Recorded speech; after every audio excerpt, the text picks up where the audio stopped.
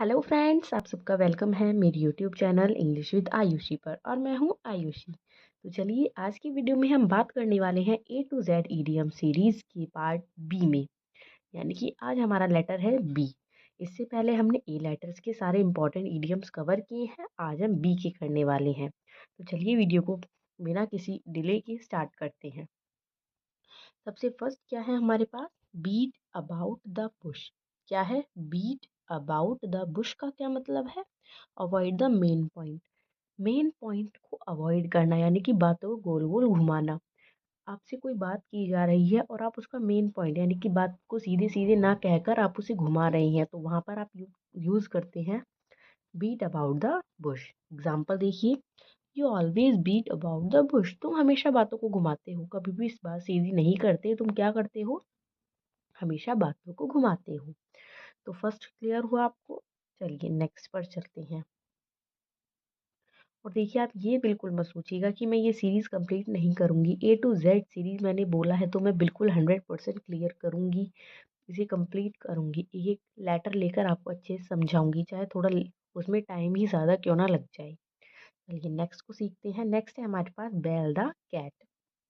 Bell the cat का क्या मतलब है, बेल द कैट का मतलब होता है डू एन इम्पॉसिबल टास्क, किसी भी मुश्किल कार्य को करना।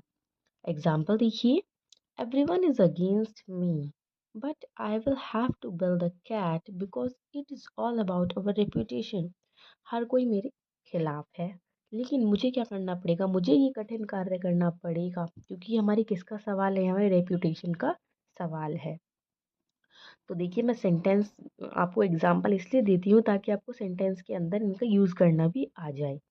तो चलिए नेक्स्ट की तरफ चलते हैं। नेक्स्ट है हमारे पास break the ice. Break the ice का मतलब होता है स्टार्ट कम्युनिकेशन, किसी भी बात को स्टार्ट करना, किसी की बात की शुरुआत करना। एग्जाम्पल देखिए, Shelly is so amicable, she always breaks the ice. Shelly क्या है, शैली बहुत ज़्यादा मिलनसार है और क्या करती है, हमेशा किसी भी बात की शुरुआत करती है। चलिए नेक्स्ट चलते हैं। नेक्स्ट है हमारे पास bed of thorns. Bed of thorns का क्या मतलब होता है, डिफ़िकल्ट सिचुएशन, कोई भी कैसी सिचुएशन, डिफ़िकल्ट सिचुएशन। एग्जाम्पल देखिए, everyone's life is a bed of thorns. हर किसी की लाइफ क्या है, हर किसी की लाइफ आसान नहीं होती, कैसी होती है, डिफ़िकल्ट होती है। हर किसी की लाइफ में डिफ़िकल्ट सिचुएशन आती है। तो किसी की भी बेड ऑफ रोजेज़ नहीं होती, क्या होती है, बेड ऑफ थॉर्न्स होती है। चलिए नेक्स्ट की तरफ चलते हैं। आई होप आपको इतना तो क्लियर हुआ होगा अभी तक का। ये आपके वो ईडियम्स हैं जो मोस्टली आपके एग्ज़ाम्स में पूछे जाते हैं, तो आप इन्हें यहाँ से कवर कर सकते हैं अपने एग्ज़ाम से पहले और आपको इनमें से एक ना एक ईडियम ज़रूर मिल जाएगा। चलिए नेक्स्ट की बात करते हैं। नेक्स्ट है हमारे पास blessing in disguise. Blessing in disguise का मतलब होता है something bad that eventually has good results. क्या बोला मैंने आपसे, कुछ चीज़ जो आपको स्टार्टिंग में लगती है कि हाँ हमारे साथ गलत हो रही है, बट उसके रिजल्ट कैसे आते हैं, पॉजिटिव रिजल्ट आते हैं। चलिए दोबारा देखते हैं, something bad that eventually has good result. यानी कि आपको कोई भी चीज़ जो स्टार्टिंग में लगती है कि ये गलत है, ये बुरी है, बट उसके लास्ट रिजल्ट हमारे क्या होते हैं, पॉजिटिव होते हैं। एग्जाम्पल देखिए, corona was a blessing in disguise for the online teachers. Corona क्या था, एक ब्लेसिंग इन डिस्गाइज था, यानी कि एक छुपा हुआ वरदान था, किसके लिए, ऑनलाइन टीचर्स के लिए। क्योंकि आपको पता है कोरोना के टाइम में ऑनलाइन जो टीचर्स हैं उनका काम कैसा हुआ है, बूम पर गया है एकदम, मतलब बहुत ज़्यादा बढ़ गया था। चलिए नेक्स्ट चलते हैं। नेक्स्ट है हमारे पास bolt from the blue. Bolt from the blue का क्या मतलब होता है, एन अनएक्सपेक्टेड प्रॉब्लम, कोई भी अचानक से विपत्ति आना, यानी कि आपको उसका बारे में पहले नहीं पता था, वो सडनली अपीयर हुई है। चलिए एग्जाम्पल देखते हैं, the news of his demotion was a bolt from the blue. देखिए डिमोशन क्या होता है, आपने प्रमोशन तो सुना होगा, किसी को आगे और प्रोग्रेस मिलना, बट डिमोशन मतलब होता है उसमें कमी आ जाना, उसकी क्या हो जाना, पोजीशन कम हो जाना।